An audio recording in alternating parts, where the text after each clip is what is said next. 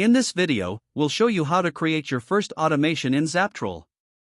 Start by opening the Automation section from your dashboard and clicking New Automation. Enter a name for your automation, select the Instagram account you want to use, and choose Test Mode if you're still setting things up or Live Mode if you're ready to use it. Next, select the trigger type. You can trigger an automation when someone sends a DM with a keyword, comments with a keyword, sends an exact DM, or posts an exact comment. For this example, we'll use a comment keyword trigger. Add the keywords you want ZapTroll to listen for.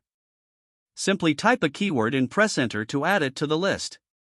Whenever someone uses one of these keywords, the automation will be triggered. Now create the reply message that will be sent automatically.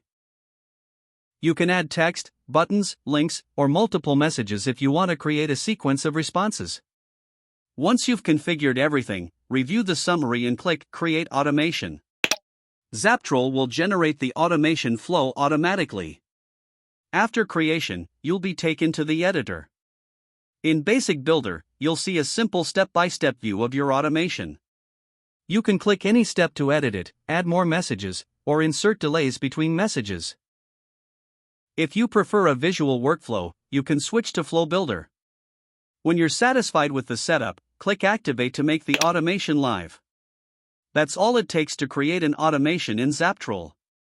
Your automation will now monitor incoming comments or DMs and send replies based on the trigger conditions you've configured.